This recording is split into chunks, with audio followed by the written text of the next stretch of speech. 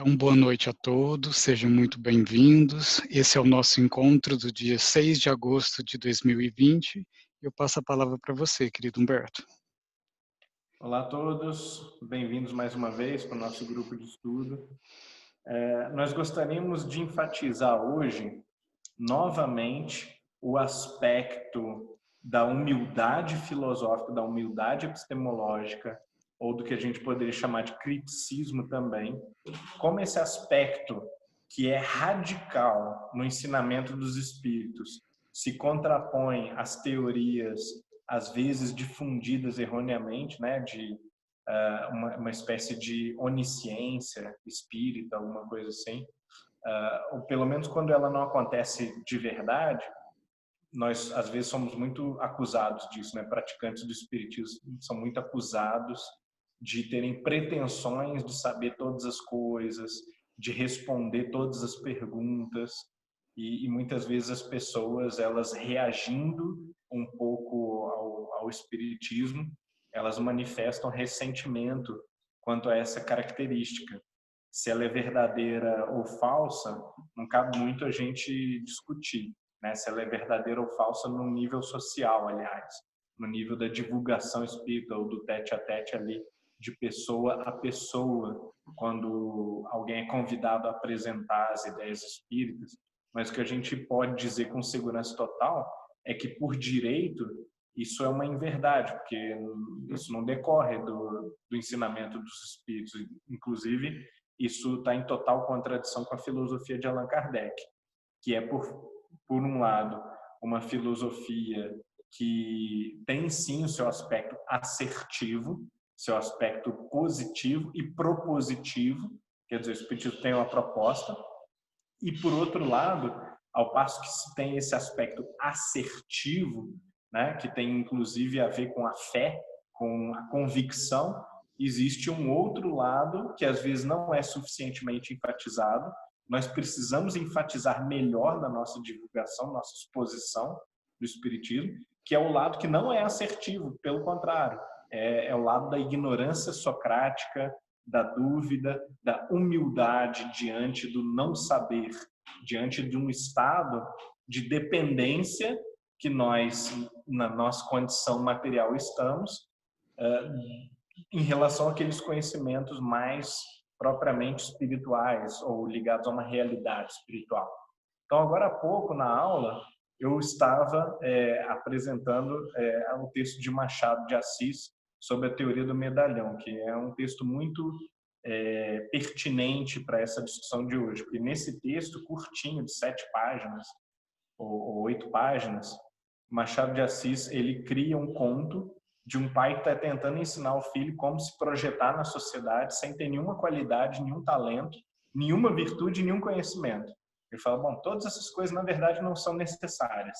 Basta que você pareça ter, que você convença as pessoas de que você é bom, que você tem conhecimento, que você tem talento, que você tem virtude, né? E aí ele ensina uma série de técnicas para o filho, né? Faça propaganda de si mesmo, diga o quão bom você é, mesmo quando você não tiver algo bom para dizer, fale de você mesmo para as pessoas se lembrarem do seu nome,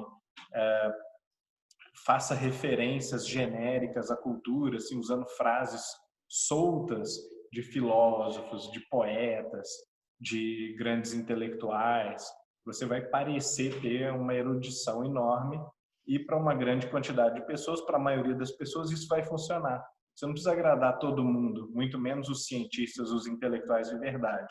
Você só precisa agradar aqueles que vão ficar impressionados, né? Vão ficar fascinados, aliás, com a sua aparência de erudição.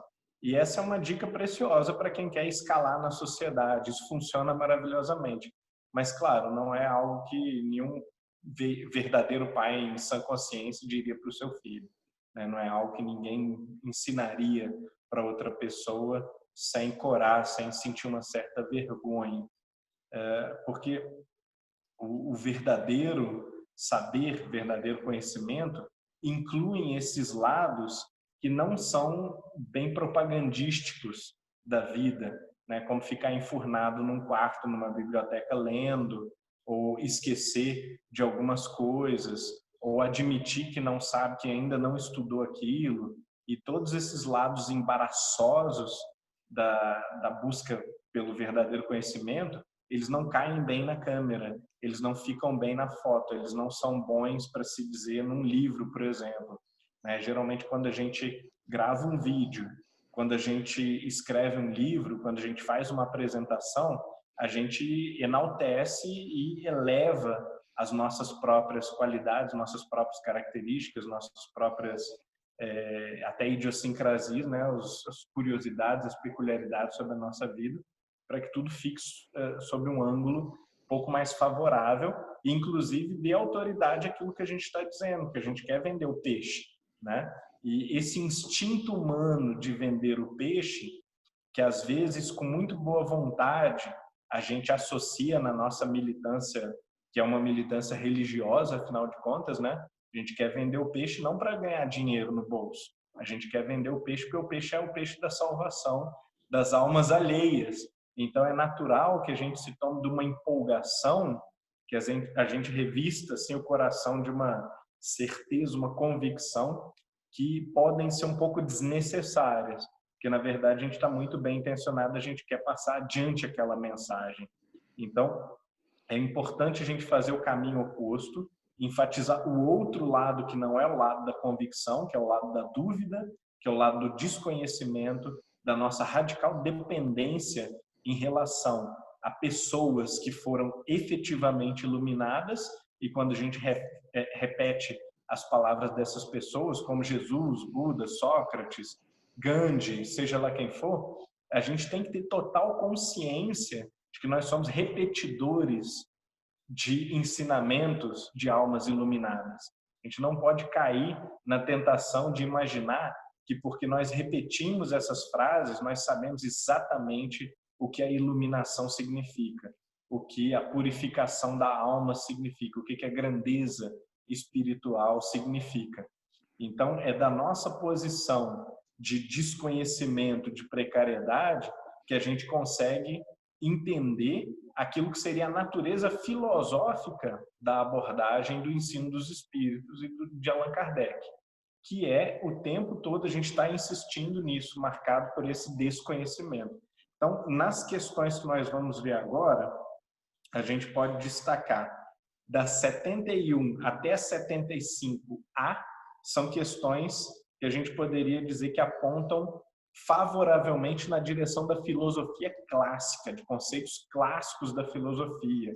Existe verdade, existe uma verdade que é intrínseca à natureza da realidade. Esta verdade pode ser acessada pela investigação racional, então não é uma verdade inacessível, embora uma parte grande dessa verdade sim seja inacessível, mas a parte acessível ela é grande o bastante, ou ela é suficiente para que nós possamos formular uma compreensão, um entendimento, ou criar uma postura para lidar com a realidade, tá? E também nesse trecho se enfatiza o fato de que não há um conflito radical entre instinto e inteligência. Isso é muito importante, porque isso leva o espiritismo a se enraizar nas bases seguras da filosofia clássica de Sócrates, de Platão, de Aristóteles, e também no todo da tradição filosófica, que em geral não vai fazer a demonização do corpo, uma demonização da matéria, não vai apresentar de maneira assim maniqueísta e reducionista o conflito entre espírito e matéria, ou a tensão entre espírito e matéria, e muito ao contrário, vai apresentar uma harmonia universal que tem a ver com o conceito cristão, com o conceito também pagão grego, de que todas as coisas promanam do bem, todas as coisas são boas em essência, e é só através do desvio, da corrupção e da perversão da natureza que nós corrompemos as coisas.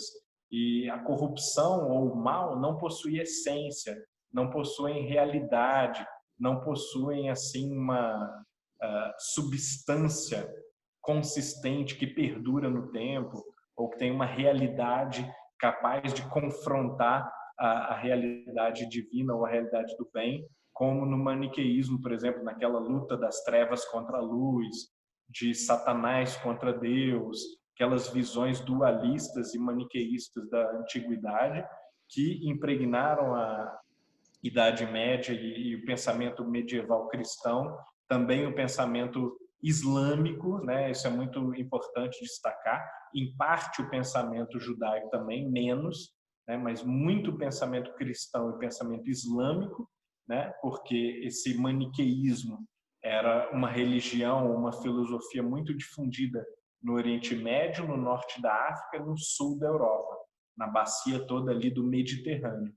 Então, as grandes religiões que vão beber dessa fonte, vão absorver algumas influências do maniqueísmo, são o cristianismo europeu e o islamismo do Oriente Médio e norte-africano.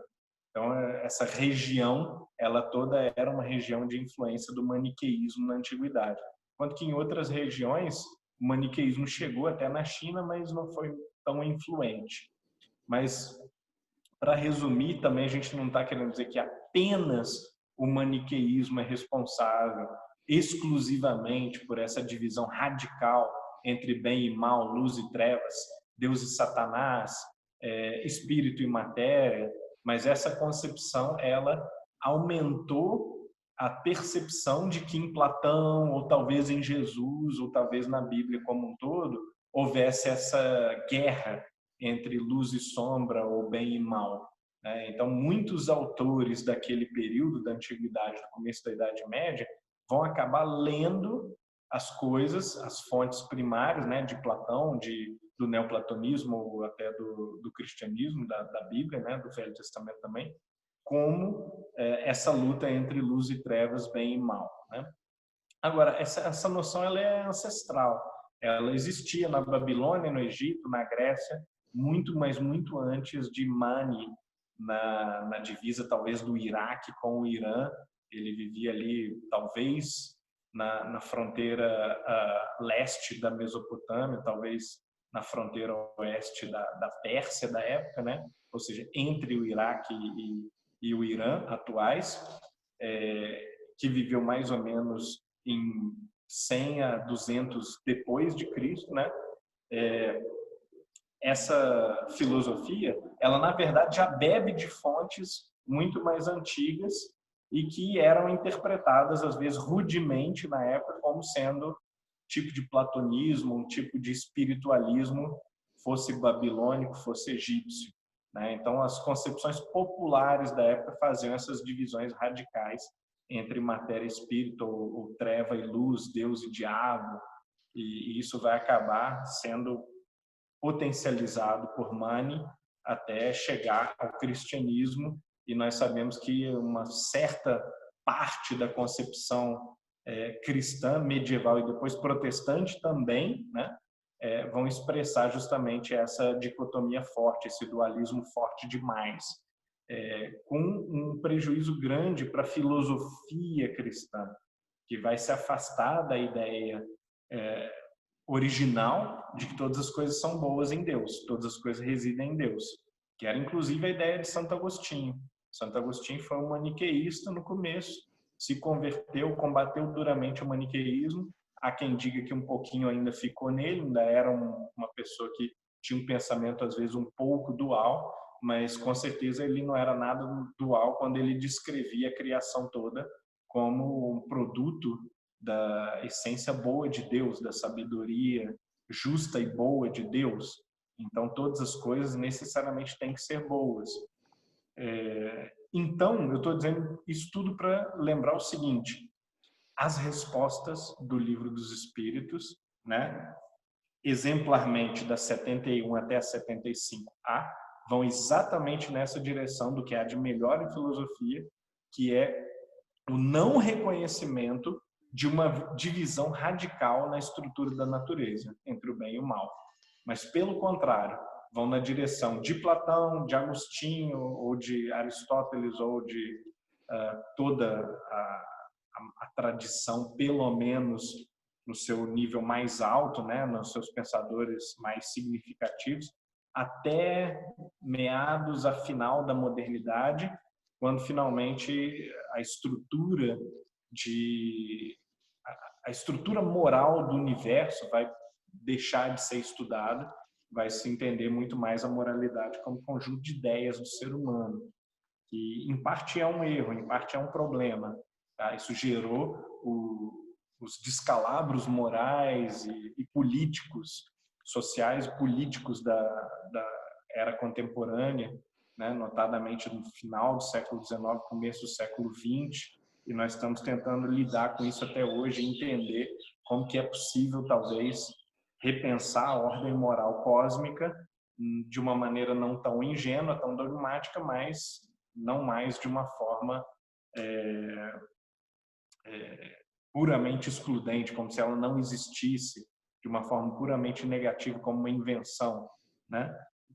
Eu estou só destacando, então, que esses pontos eles são relevantes para a gente pensar esse tipo de questão, que pode não ser perfeitamente claro na primeira leitura. Aí a gente vai passar para outra questão totalmente diferente nas questões 82 e 83, onde se trata, mais uma vez, dos limites do conhecimento. Vamos lembrar aqui como é que foram formuladas. Olha o tipo de pergunta. A princípio não pareceria uma pergunta que trata do conhecimento, mas as respostas elas conduzem a gente a pensar mais ou menos nisso, né? É correto dizer que os espíritos são imateriais? Quer dizer, uma pergunta que a gente poderia dizer que é do conhecimento dos fatos, poderia ser uma pergunta respondida mais na direção de um conhecimento científico, inclusive, dessa realidade, que precisa haver mais pesquisa sobre esse assunto, mas não foi assim que foi respondido. Foi respondido assim: como se pode definir uma coisa quando faltam termos de comparação e a linguagem é deficiente? Um cego de nascença pode definir a luz? Imaterial não é bem o termo. Então, primeiro houve essas frases de preparação do terreno, né? Como é que eu posso definir uma coisa sem nenhum termo de comparação e com uma linguagem deficiente? Como é que eu posso explicar ao cego o que é a cor e a luz?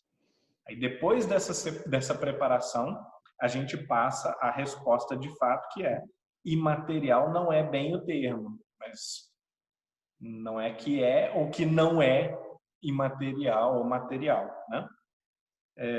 Incorpóreo seria mais exato, mas ainda não diz que é exato, né? Ele poderia ter dito assim, a resposta poderia ter dito assim: incorpóreo é o certo, mas também não disse isso. Incorpóreo seria mais exato do que imaterial. Então, o que a gente está vendo nesse tipo de resposta, no perfil da resposta, na metodologia da própria resposta? A gente está vendo o reconhecimento da imprecisão, o reconhecimento da carência de possibilidade de dizer o que é. E aí, como é que a gente, lendo isso, entendendo essa carência de precisão, essa carência das próprias faculdades, habilidades de definir uma coisa, como é que a gente pode responder com segurança uma pergunta ligada a esse tipo de questão? Então, vendo como é que é complicado a distância entre o que está sendo dito e que abre para dúvida, está aberta a discussão, não foi definido, não foi batido o martelo, e às vezes a presunção com que a gente responde, quando a gente está num pinga-fogo, quando a gente está num evento, e aí, claro, ligou a câmera, a dificuldade da gente dizer não sei, ela aumenta 200 vezes. A nossa tendência psicológica é a gente responder de alguma maneira. Então a gente dá aquela rebolada e responde de maneira assertiva, de maneira muito convicta, de maneira às vezes até peremptória, assim, taxativa. E na verdade, o que a gente deveria dizer é: olha, essa resposta, a gente pode ter uma resposta pronta na ponta da língua, que é uma matéria quintessenciada. Mas, na verdade, isso aqui foi meio que um recurso para dizer que não dá para dizer, mais uma vez. Então, insistentemente, a gente vai observar que uma grande quantidade de questões, e às vezes questões capitais das quais as questões menores dependem, elas são respondidas dessa maneira muito aberta, muito vaga, apontando para a incapacidade da gente analisar a questão mais a fundo. Então, o livro dos Espíritos, nesse sentido pelo menos, ele é um monumento à nossa ignorância. Ele é um farol para a humildade que nós devemos ter diante das questões espirituais. O livro dos Espíritos nos ensina o tempo todo o nosso não saber, o quanto falta. E aí eu vou destacar algumas questões aqui mais para frente, que não são questões de conhecimento, que são questões práticas da vida dos espíritos, e que as respostas elas vão no seguinte sentido: as respostas elas vão afirmar que é preciso o espírito se depurar, ou preciso o espírito se elevar, amadurecer, para que ele adquira uma faculdade tal, para que ele adquira uma capacidade de expansão de radiação maior, para que ele possa estar em 2 lugares ao mesmo tempo, não se dividindo, mas, né, tendo a percepção do que está acontecendo naquele lugar, e que essas faculdades do espírito, elas dependem da sua depuração, ou da sua elevação, ou da sua grandeza espiritual, né? Os termos aqui que também a gente sabe que a gente define mais ou menos como evolução do espírito, como progresso da consciência, mas que a gente também não sabe exatamente o que significam, exatamente como funcionam essas propriedades. Então, talvez mais interessante do que a gente memorizar essa informação e a gente discutir como é que o espírito aparece em 2 lugares ao mesmo tempo, como é que funciona o dom da ubiquidade, né? Talvez mais interessante que isso seja discutir, bom, até para os espíritos há esses talentos, há certas percepções, há certos modos de agir que dependem totalmente da grandeza, da profundidade, da maturidade da sua consciência. Então, como pretender que nós, que estamos com todas as nossas percepções podadas e diminuídas pelo nosso estado de vida corpórea, possamos gozar de entendimento, acessar realidades, ter percepções profundas de coisas espirituais? Sendo que é dito, se a gente crê no que está sendo respondido, é dito que o próprio espírito sem corpo, ele vai ter diferentes graus de percepção e de controle dessa realidade em que ele vive, que seria o mundo dos espíritos. Então, aqui tem um problema filosófico muito grave, que é o problema da gente realmente perceber e maturar, digamos assim, na nossa consciência, o quão terrível é esse abismo, quão gigantesco é esse abismo entre o conhecimento que nós podemos ter da vida espiritual, na condição que nós estamos, mesmo com o auxílio da faculdade, do dom da mediunidade, mesmo com o auxílio maior ainda de pessoas que, tendo esse dom muito mais avançado, como Jesus, por exemplo, e tendo muito mais maturidade espiritual, tentaram explicar para nós como é que as coisas funcionam, tentaram mostrar para nós como as coisas funcionam. Mesmo assim, a nossa situação, ela é uma situação precária, ela é uma situação de carência de conhecimento. Ela é uma situação, aliás, não só de carência de conhecimento, de carência de percepção, de acesso à realidade, né? Então, o nosso processo de nos darmos conta do nosso entorno, da nossa natureza, da nossa intimidade, dos nossos defeitos, dos nossos vícios e de toda a realidade espiritual e material que nos circunda é muito conturbado, é muito difícil, né? Isso está um pouco além das nossas forças.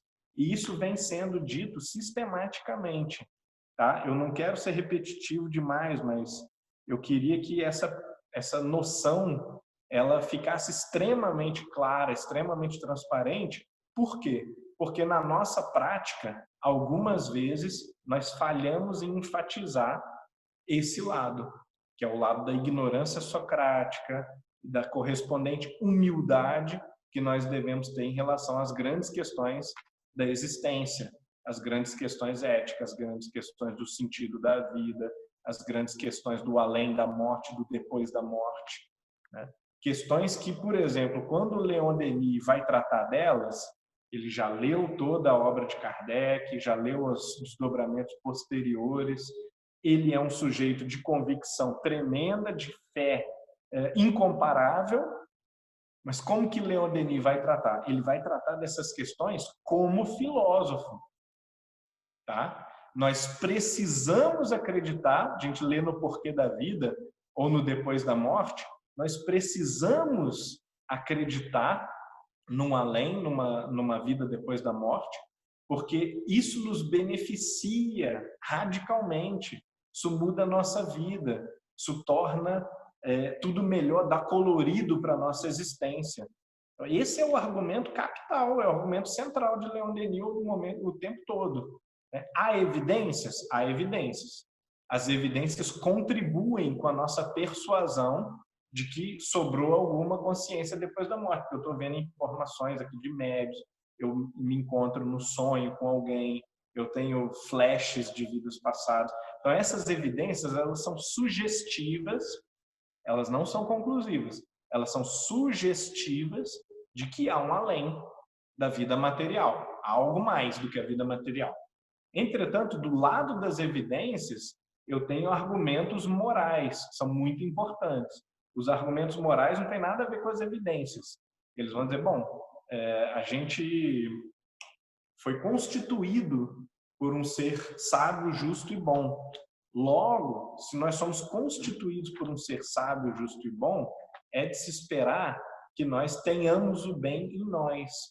Que o bem, mesmo naquelas piores criaturas, aparentemente, ele existe em alguma forma, de algum jeito, mesmo que não seja possível evidenciar isso através dos atos, das ações, imediatamente, né, a nossa observação.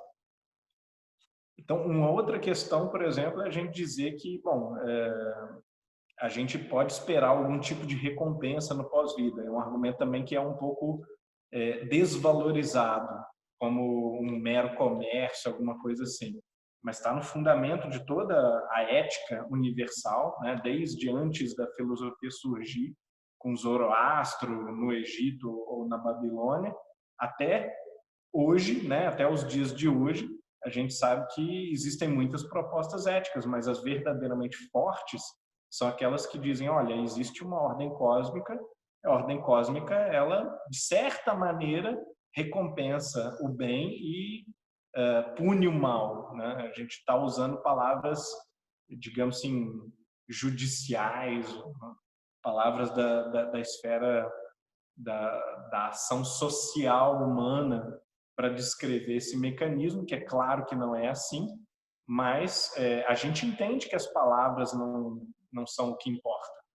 A gente entende que o mecanismo de recompensa e punição é um mecanismo muito mais automático do que o mecanismo criado por uma legislação ou um mecanismo que vai realmente ser feito por alguém ou avaliado por uma pessoa, por uma outra mente, né? Mas, de certa maneira, a gente entende que a felicidade e a infelicidade são plantadas através das nossas ações morais, né? Não só na medida em que essas ações afetam o outro, mas também na medida em que elas nos afetam, que elas nos criam, né? Então, através dos argumentos morais, a gente pode fazer uma análise ou considerar que é necessário que haja uma vida além da morte do corpo físico para que o mundo faça sentido, para que a vida faça sentido. Mas o que Leon Denis não faz é dizer, olha, qualquer pessoa inteligente concorda que existe uma vida depois da morte. Ele não poderia dizer essas coisas, porque ele sabe que há pessoas muito inteligentes, muito preparadas, muito eruditas, que não acreditam numa vida depois da morte. A primeira coisa que ele precisa fazer é dialogar seriamente com essas pessoas e não usar chavões ou bravatas, como se as coisas já tivessem sido resolvidas, né? Porque eu sou um crente, e porque Kardec já provou que isso tudo que eu estou dizendo é verdade, mas ele continua argumentando 50 anos depois, 40 anos depois da obra de Kardec, como se o interlocutor dele, que fosse cético ou materialista, ou um leitor neutro, ele merecesse o benefício da dúvida, né? Merecesse ser levado a sério, merecesse o respeito intelectual de ter as suas crenças valorizadas. Aí, na questão 97, é uma outra questão interessante também que vai começar aqui, do mundo dos espíritos e as definições dos espíritos, né? Das ordens de espírito e tudo. E aqui outro pulo do gato. Logo na sequência, um pouquinho mais para frente, vão começar a ser separadas as categorias de espíritos. Categorias que a gente usa à torta e à direito como se fossem expressões exatas da realidade. Mas, se a gente der esse passo atrás, até a questão 97, pergunta assim: há um número determinado de ordens e graus de perfeição entre os espíritos? A resposta é: o seu número é ilimitado, porque não há entre essas ordens uma linha de demarcação traçada como uma barreira, de modo que se podem multiplicar ou restringir as divisões à vontade. Ou seja, como toda tipologia, sempre que você cria uma classificação, essa é uma invenção. A gente está inventando aqui uma tipologia. Estou criando algum critério para tentar responder a sua pergunta mais na frente aqui. A gente vai dizer qual que é a escala espírita, né? Aí temos aqui vários elementos da escala espírita que segue algumas páginas. Mas o que é importante dessa definição é que ela é uma definição inventada pelos espíritos aqui respondendo. E é uma invenção didática. É um produto racional, sem dúvida nenhuma, porque toda categoria ela marca as divisões a partir de algum critério de separação do que é e do que não é. Então, tem um espírito que é ruim, tem um espírito que é zombeteiro, tem um espírito que é já um pouco mais, a gente poderia dizer, sábio. O sábio ainda não é puro, ou ele não é perfeito, ele é apenas um espírito que amadureceu o suficiente para entender das questões fundamentais, mas ele ainda não conseguiu dar aquele passo final para a depuração completa da materialidade, do arrastamento das paixões. Então, são critérios que vão ajudando a gente a separar um tipo de outro tipo de pessoa, um tipo de outro tipo de espírito. Mas se a gente passar a acreditar que esses critérios são uma estrutura da natureza, a gente não apenas cai assim num ingenuísmo total, como a gente desmente a resposta da 97. A resposta da 97 foi dito o oposto. Foi dito que o número é ilimitado, o número de graus, de ordens, de separações que a gente pode estabelecer entre os espíritos é ilimitado. Então, não tem como você encaixotar o caráter, a consciência das pessoas de uma forma tão simples. Mas, claro, se você estiver disposto a proceder através de generalidades, você consegue uma escala espírita que vai aparecer aqui um pouco mais para frente. Vamos ver se tem mais alguma coisa interessante aqui. E aqui, na verdade, aqui no começo, ele reduz os espíritos a 3 ordens principais. São 3 ordens, assim, quase que autoevidentes, que a razão consegue estabelecer sozinha. A gente não precisava de um desencarnado do além vir dizer isso, né? Porque quais que são as ordens? Os puros, que já conseguiram superar completamente o arrastamento das paixões, da matéria, da inferioridade, né?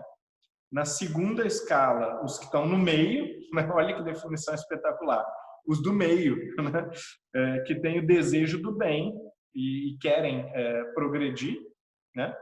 E na terceira, os inferiores, ou seja, os que estão embaixo dessa escalinha de 3, né? Dessa divisão de 3, e que são aqueles ignorantes e imperfeitos, que desejam o mal, estão dominados pelas paixões e que retardam o progresso, né? Então, são divisões bastante grosseiras que ajudam a gente a entender mais ou menos quais vão ser os procedimentos, qual vai ser o comportamento, qual vai ser o propósito desses espíritos ao agir, né? Eu não vou entrar na escala, então, não. Vamos deixar a escala para a semana que vem. O ponto número 100 é muito interessante e muito longo, dá pano para manga também. Então, vamos voltar na 71 até a 75A, marcando o seguinte. Na 71, comentário que Kardec faz a resposta, no último parágrafo do comentário, ele separa as criaturas conforme, digamos assim, um grau de despertamento espiritual em seres inanimados, formados apenas de matéria, sem vitalidade nem inteligência. São os corpos brutos. Seres animados, ou seja, que têm já o princípio vital, o princípio inteligente neles, mas que não pensam, são formados por matéria dotada de vitalidade e desprovida de inteligência. Terceiro grau são os seres pensantes, são os animados pensantes, e que são formados de matéria ainda, mas dotados de vitalidade, tendo mais um princípio inteligente que lhes dá a faculdade de pensar. A gente poderia dividir também essas escalas em pedra, plantas, corais, animais, né, insetos e talvez fungos, provavelmente. E, por fim, a terceira escala seria a escala dos entes racionais, dos entes de razão ou dos animais racionais. Tá? Claro, de novo, uma tipologia grosseira entre a bactéria ou uma planta e uma baleia, ou um gato, um cachorro, existe uma distância gigantesca. É por isso que as tipologias são pobres, porque elas, obviamente, elas tentam fazer as separações mais brutas, aquelas que realmente são indiscutíveis, mas elas ignoram que dentro das suas categorias, às vezes, há uma largueza suficiente para a gente considerar outras 30 ou 200 categorias dentro dela. 73. O instinto independe da inteligência? Né? Não exatamente, porque o instinto é uma espécie de inteligência. É uma inteligência não racional. Isso aqui é muito interessante, né? O que é uma inteligência não racional? Eu acho que, classicamente, a gente não poderia usar um termo assim, ou pelo menos não é o que a maioria dos filósofos diria. Mas parece que aqui, né, eu não sei se no francês existe alguma sutileza que ajuda a gente a entender, mas provavelmente do latim a ratio, né, ela é aquela capacidade computacional de estabelecer comparações, de fazer conexões, e a inteligência seria mais propriamente a capacidade de entender, né, seria a luz intelectual, né? Então, quer dizer, é uma inteligência bruta, uma inteligência que ainda não se refinou o suficiente para estabelecer argumentos, perspectivas múltiplas. E, de certa maneira, isso que está bem enquadrado, sim, na tradição clássica, no sentido de que aquilo que dá o livre-arbítrio para Platão, Aristóteles ou para Santo Tomás de Aquino, por exemplo, e naturalmente para a maioria dos modernos, é justamente a inteligência. O livre-arbítrio é um subproduto da inteligência. Se eu consigo ver dois caminhos para chegar ao mesmo fim, surge uma escolha. Agora, se eu olho para uma tigela de comida, como o cachorro, e eu avanço instantaneamente na direção daquela tigela de comida, ou eu só paro porque eu tenho medo do comando do dono, que eu fui adestrado para parar, quer dizer, eu não estou, na verdade, tomando decisão nenhuma, eu não estou fazendo escolhas. Tanto que o bom adestramento ele funciona, o animal passa fome sem mover uma pata do lugar diante da comida, às vezes, né? E isso não acontece com os seres que têm livre-arbítrio, porque eles têm capacidade de considerar as opções, de pesar as opções. Então é mais difícil a gente ser dominado por um automatismo. Mas é sim possível que a gente negue as nossas inclinações naturais, ou as nossas paixões, ou as nossas tendências, através do uso da razão, porque a gente pode ter vontade de fazer uma coisa e pode se restringir através do senso do dever, através da educação, né, comportamental, que é uma coisa que a gente delibera racionalmente. Bom, eu agora quero, mas eu não vou fazer, porque não é adequado, porque não é o melhor, porque não é assim que eu deveria ser. Então, por vários motivos, às vezes super abstratos, você pode abrir mão de uma ação que, do ponto de vista instintivo, era o curso único de ação, né? E na 75 tem a 75 e a 75A, né? Na 75 já tem uma resposta interessante. A pergunta é correto dizer que as faculdades instintivas diminuem à medida que as intelectuais crescem? E aí isso aqui é muito interessante, porque é dito que não, né? Os instintos, as inclinações não são abafadas pela intelectualidade, como se o espírito fosse só intelecto e o instinto fosse animal, fosse corporal. Na verdade, o corpo não tem instinto nem intelecto. O corpo é matéria, né? Caiu, morre e degenera. Então, o que tem instinto, reação, emoção, paixão, desejo, más inclinações, tudo que é vital, tudo que é intelectual, tudo que é sensitivo, é o espírito. O espírito tem um instinto e o instinto não vai sumir do espírito. Ele é parte do seu patrimônio, né, nas repetições de tempos inimagináveis, assim, de eras inimagináveis, em que os animais vão se exercitando em tarefas mecânicas até fazerem bem algumas coisas por instinto. A gente chama de instinto o que espiritualmente seria esse adestramento de longo prazo, né? E aí, por fim, a 75A, ela vai ainda mais na direção do que seria uma noção clássica de entendimento do que é inteligência e do que é o instinto. Por que a razão nem sempre é um guia infalível? E aí a resposta vai dizer, bom, seria infalível se não fosse falseada pela má educação, orgulho e egoísmo, tá?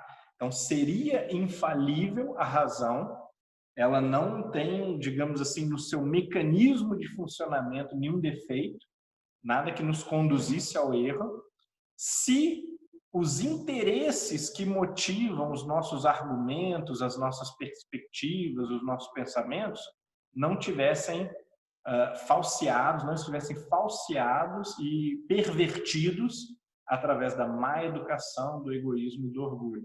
Isso é muito interessante, porque vai diretamente ao encontro da filosofia dos grandes autores clássicos, assim, fosse Kant ou Santo Tomás de Aquino, Leibniz ou Aristóteles, a gente vai ouvir dos grandes pensadores exatamente isso. E nós não temos defeitos intrínsecos ou defeitos de fabricação, tá? Contrariamente à teoria do pecado original, talvez, né? A gente não tem assim um defeito de funcionamento. O que a gente tem é um defeito de interpretação da realidade. E esse defeito, essa falha na interpretação da realidade, que é uma falha adquirida, não é uma falha natural, é uma falha que cresce, como diria Rousseau, né, com a civilização, cresce com o conflito de interesses entre os seres humanos, a forma como nós tentamos resolver esses conflitos de interesses, né? Nós vamos chegar ultimamente, através dessa falha, a estabelecer os vícios. São perversões nas interpretações que a gente tem da realidade e de como nós devemos, de acordo com as regras da realidade, satisfazer os nossos desejos, né? Então, vou ficar hoje por aqui e acho que já deu pano para manga, né? Porque são, pelo menos, eu destaquei aqui 3 tipos de questões diferentes, que são do limite do conhecimento, da proximidade com a filosofia clássica e, por fim, da arbitrariedade das tipologias, como, por exemplo, a escala espírita, e como essa arbitrariedade faz com que essas tipologias sejam também super flexíveis. A gente pode inventar uma outra tipologia, ou pode ser que amanhã a gente precise de acordo com as experiências novas, criar uma outra classificação, uma outra categoria para encaixar uma nova forma de realidade, uma nova classe, digamos assim, de espíritos comunicantes que a gente perceba através da experiência mediúnica. Temos alguma questão hoje? Então, pessoal, alguém quiser fazer alguma pergunta, manda uma mensagem aqui no privado. Nós temos um já manifestou. Fussis, pode falar.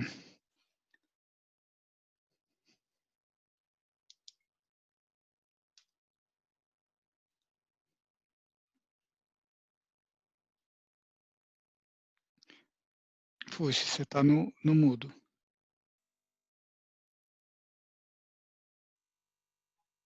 Ok. Bem, eu comecei cumprimentando a todos, faço isso novamente com muito prazer.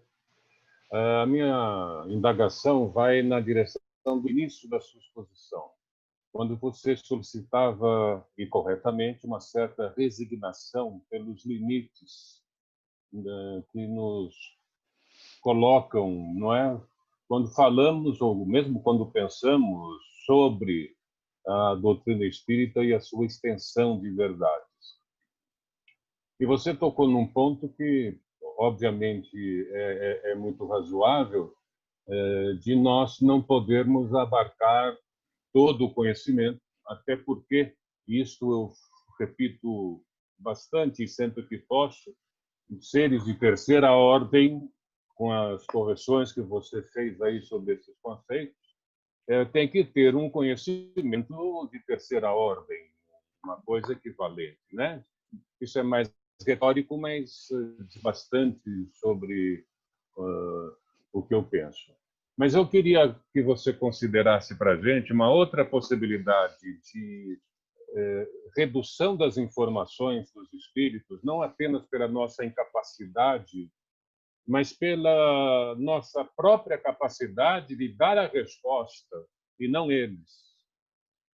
Porque a Gênese, lá no primeiro capítulo, nos diz exatamente isso, que os espíritos nos revelam apenas aquilo que nós não somos capazes de chegar sozinhos.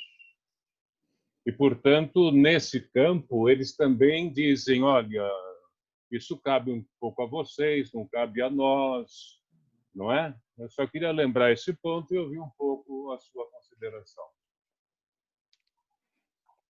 Excelente, Fux. Eu teria pouco a acrescentar. Eu acho que uma das consequências, ou a gente poderia dizer, um dos corolários, né, dessas reticências dos espíritos, a gente pode dizer, né, e que os espíritos, às vezes, quando dão um passo atrás, dizem, olha, espera um pouco, ou então, isso não é apropriado para a gente tratar agora, né? Há respostas desse tipo também, que sugerem um desdobramento da questão no tempo, enquanto que há outras respostas mais taxativas, tipo, seres humanos não são capazes de saber isso.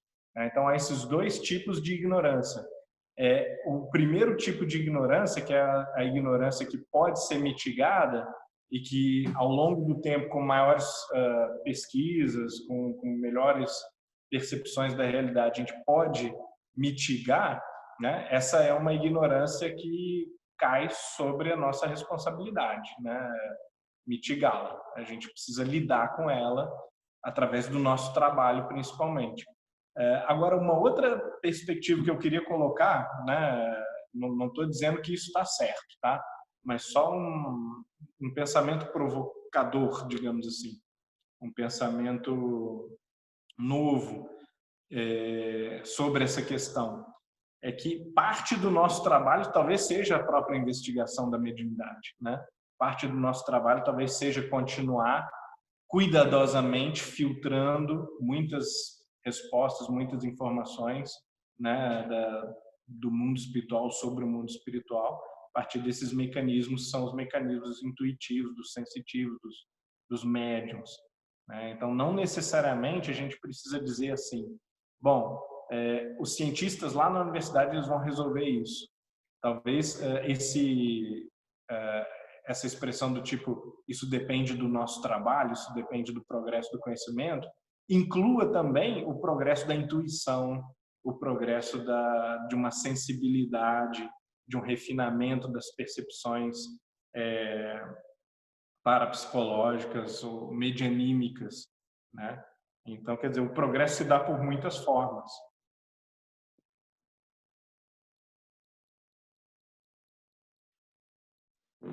Nós temos uma pergunta do Amorim.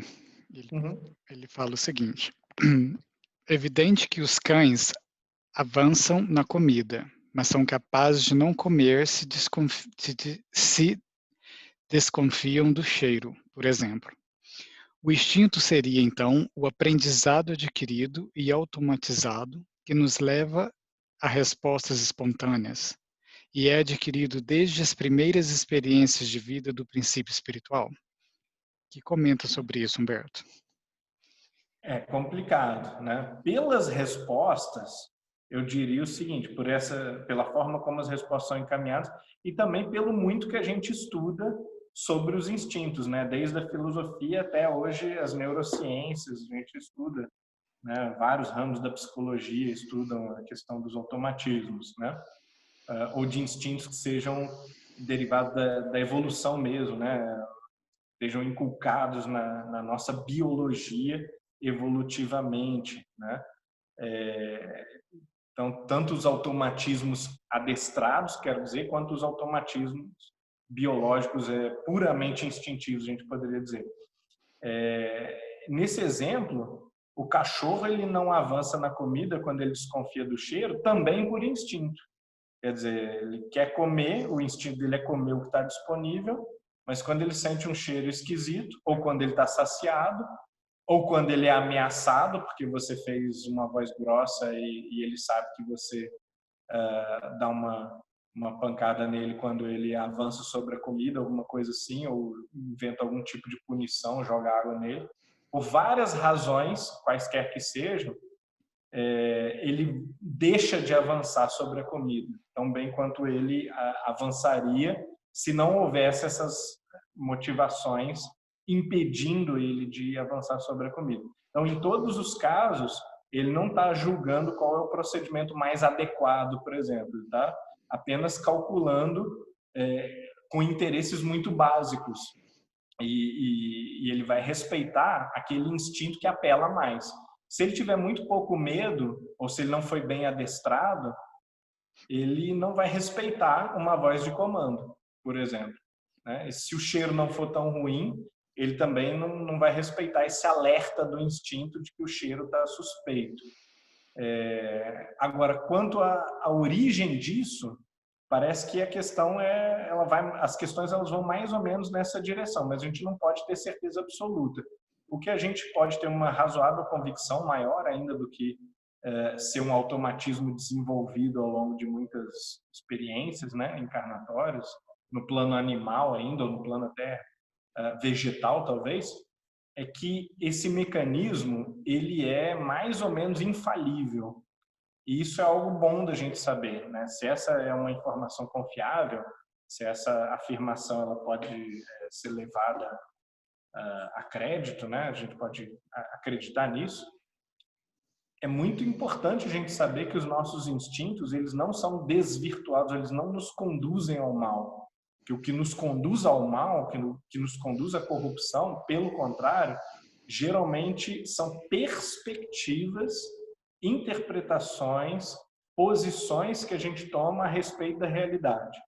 E isso dá para a gente perceber mais ou menos no contato com as pessoas. Quando a pessoa está surtada de raiva, está irada, ou quando ela está com mau humor crônico, ou quando a pessoa está com medo, desesperança, deprimida, a gente vai observar que os argumentos dela reforçam totalmente aquele estado de espírito, né? Eu tenho motivos para ficar com raiva, porque quando uma pessoa sofre esse tipo de ofensa que eu recebi, a pessoa não pode ficar quieta, ela tem que reagir, ela tem que, né? Então você não apenas acredita que a raiva é justificada, mas às vezes você afirma assim, eu não posso permitir que o outro faça isso comigo, que ele passe por cima da minha decisão, né? Que um empregado meu, um subordinado meu, faça uma coisa dessa ou diga uma coisa dessa para mim.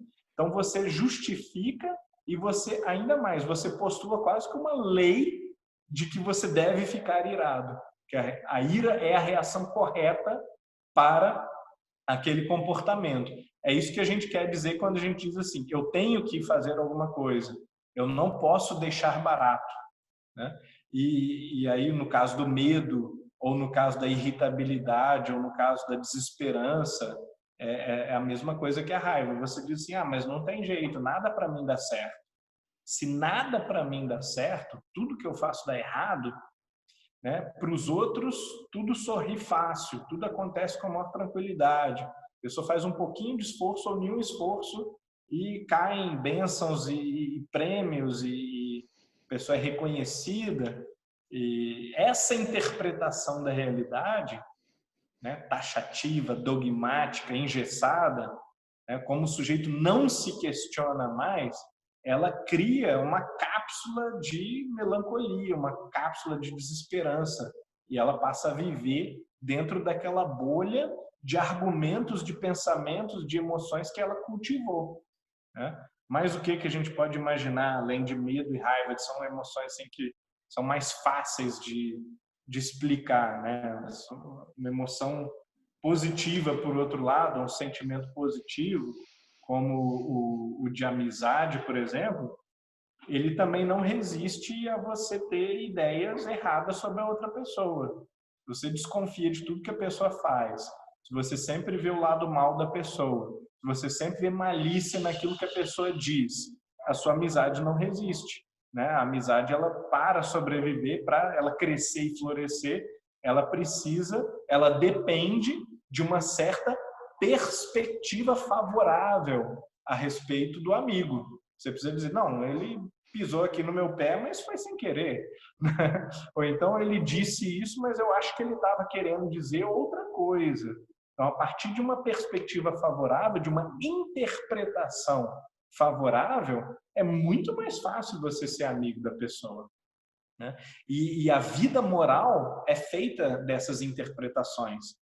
As nossas resistências, as nossas capacidades de superação e também os nossos vícios, nossos pontos de queda, tem muito a ver com a nossa visão da realidade. Por isso que lá no começo dessa série, eu enfatizei, não lembro se foi no primeiro ou no segundo encontro, enfatizei muito a importância da nossa visão das coisas, do nosso entendimento das coisas sobre o nosso comportamento. E que é um erro capital a gente achar que existe prática de um lado e teoria do outro. No sentido errado das duas coisas, elas são sempre muito bem separadas. Mas no sentido correto, o entendimento, a visão, o pensamento e, por outro lado, a ação, a consistência, a efetividade, a produtividade, está totalmente conectado, está totalmente amarrado.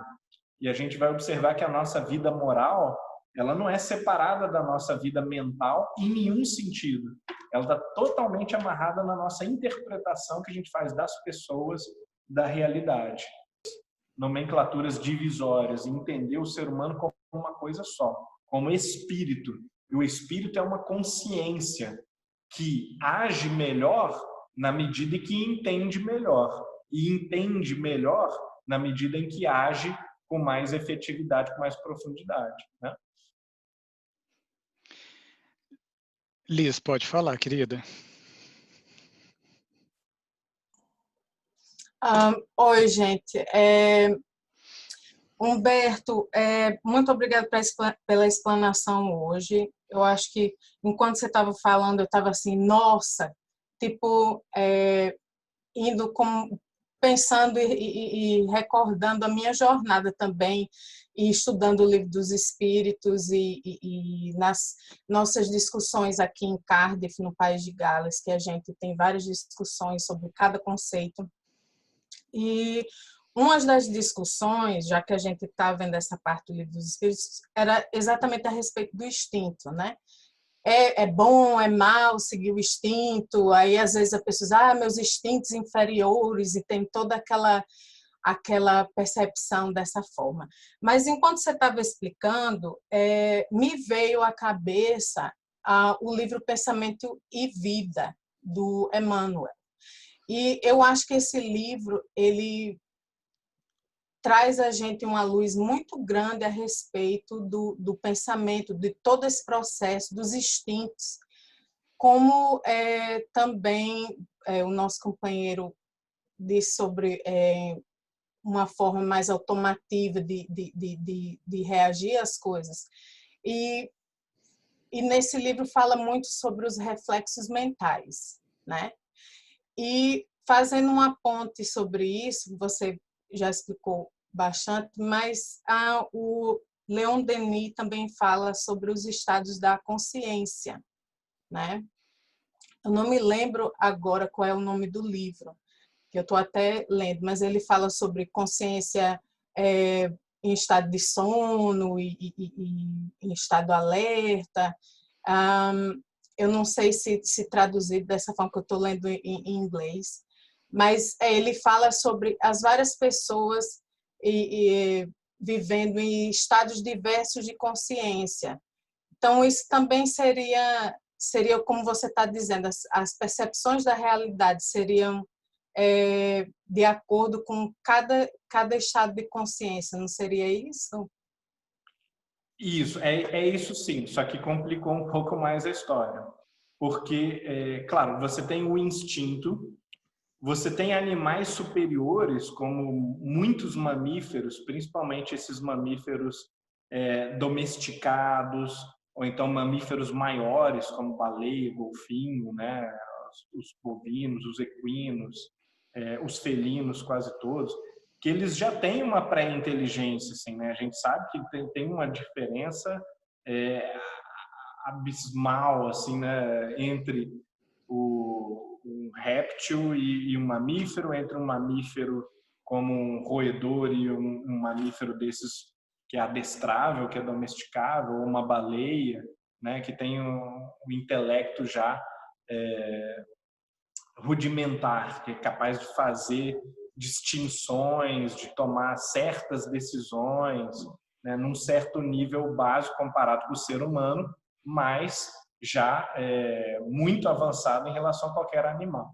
E aí a gente tem dentro da escala de inteligência dos seres humanos, a gente nota que a gente também tem muitas gradações, né? Desde o sujeito que, além de bronco, ele é totalmente desinteressado de tudo, né? Ele não é só sem educação, mas ele não tem interesse por nada, não tem curiosidade por quase nada. Até o sujeito tem talento nato, é uma criança prodígio. Então você nota que a educação fez pouca diferença sobre ele, né? Um Pascal da vida, né? Com 15 anos, o planeta Terra já não tinha mais nada a ensinar ao sujeito praticamente, né? Tinha dominado toda a ciência disponível do mundo, né? Aos 15 a 16 anos de idade. Então, o que é isso? Isso é a mesma coisa, o mesmo grau de consciência de alguém que não tem nem condição de se esforçar para adquirir um pouco mais de conhecimento, né? Claro que há essas distinções muito radicais, a gente nota isso. E dentro das distinções mais sutis, digamos assim, entre as pessoas normais, que não são nem super gênios, nem super broncas, a gente nota assim, que há muitas gradações sutis de percepção da vida, de perspectiva, de sensibilidade, de interpretação das coisas, né? Do sentido que você dá à vida, sentido que você dá à sua própria ação, né? A forma como você mesmo se enxerga. Então, tudo isso é estudado pela filosofia. Se a gente pegar uma filosofia da consciência, por exemplo, a filosofia de Hegel e algumas outras se desdobraram dali, a partir dali, né? Eu tento falar um pouco disso na minha série, tem um canal no YouTube agora, né, com o meu nome, e uma série que chama Cultura. Nessa série eu tenho tentado falar a respeito dessa questão dos graus de consciência, de como as estruturas da consciência coletiva moldam o nosso jeito de ser, a nossa maneira de ver a vida, né? E talvez o grande criador desse tipo de pensamento, de uma filosofia das consciências, foi o Hegel, mas depois a coisa progrediu muito em 200 anos depois disso, né? Então a gente poderia fazer links infinitos com a psicologia, com vários tipos de psicologia, vários tipos de antropologia, com vários tipos de teoria da arte, teoria política, as orientações políticas básicas, né, como esquerda e direita, ou dentro de esquerda e direita, mais liberal, mais autoritário. Então, a gente poderia fazer essas 1000 leituras possíveis desses graus de consciência. Eu desconfio que o Espiritismo tem a acrescentar a essa questão das diferenças de consciência é que o Espiritismo ele enfatiza muitas experiências pessoais. Ele diz, olha, dependendo do tipo de experiência traumática ou feliz que você teve, em relação a cada tipo de atividade, cada campo da vida, em cada área do conhecimento, você pode ter uma perspectiva que é condicionada pela sua experiência, pela sua trajetória, pelo seu histórico. E isso é muito rico do ponto de vista da análise antropológica, da análise do que é o ser humano, de por que o ser humano é tão diferente, tão diverso, né? Mas assim, pensamentos soltos. Legal. Humberto, você tem alguma consideração final antes da gente ir para a prece de encerramento? Não, acho que estou satisfeito. Vamos tentar começar então na 100, né, na escala espírita, e avançar mais 15 questões, 20, né, depois dela. Lembrando que a gente não vai fazer isso mais muito tempo, né? Eu acho que a gente podia fazer isso mais um pouquinho, pular para algumas questões morais difíceis, né, das leis morais, e depois fazer talvez um encontro conceitual, né? Separando o que é criticismo, o que é dogmatismo, que sentido o ensino dos espíritos precisa recorrer a alguns dogmas, como, por exemplo, tem afirmações que os espíritos dizem, olha, eu estou aqui morando no mundo dos espíritos, vocês estão aí. Então é assim. Quer dizer, essa é uma afirmação taxativa, é dogmático, né? E o fato de ser dogmático não é tão dramático, porque o dogma ele não é perigoso quando ele é assumido enquanto tal, né? E ele não é assumido enquanto um dogma inalterável. Você tem que engolir e não tem discussão. Não, a gente pode discutir, né? Ele só é uma afirmação que não tem muito como fundamentar, né? A fundamentação dela é uma autoridade ali do sujeito que está vivendo a vida espiritual, por assim dizer. E a gente precisa separar esses argumentos que são mais assertivos, dogmáticos, de argumentos que são verificáveis pela experiência, né? Como, por exemplo, tipos de médiuns. Tem como você estudar os médiuns e ver quais são os tipos que existem na prática, né? Até criar talvez uma estatística dos tipos de médium. Então a gente precisaria talvez de um encontro de conceito, tá? Um encontro sobre conceitos, e isso pode acontecer daqui a umas 3 semanas, eu acho. Tá? Só assim, de digressão. Legal. Gratidão, Humberto. Então hoje nós vamos lá para os Estados Unidos e convidar a nossa querida Jussara para fazer a nossa prece de encerramento. Nós elevamos o nosso pensamento para agradecer por esses momentos que compartilhamos juntos com nosso querido Humberto, dessas lições tão preciosas para que o nosso pensamento imortal possa alargar-se cada vez mais, compreendendo o nosso destino, compreendendo conceitos vitais para que nós trabalhemos o nosso aprimoramento interior. Agradecemos a todos os amigos, irmãos, os benfeitores que nos acompanham, que nos inspiram nessa jornada de aprendizado. E rogamos a eles também que nos auxiliem neste momento em que a Terra passa por momentos tão difíceis. Que o Evangelho de Jesus que as palavras consoladoras dos irmãos espirituais que nos assistem possam penetrar em todos os lares, possam abrandar as dores de nossos corações.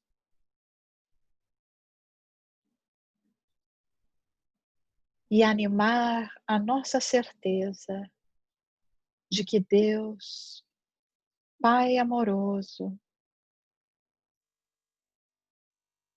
cuida de todos os filhos para que possam voltar ao seu regaço. Pedimos a proteção para ao longo de nossa semana e que possamos estar novamente reunidos na semana que vem para continuarmos os nossos estudos e reflexões. Okay. Amém.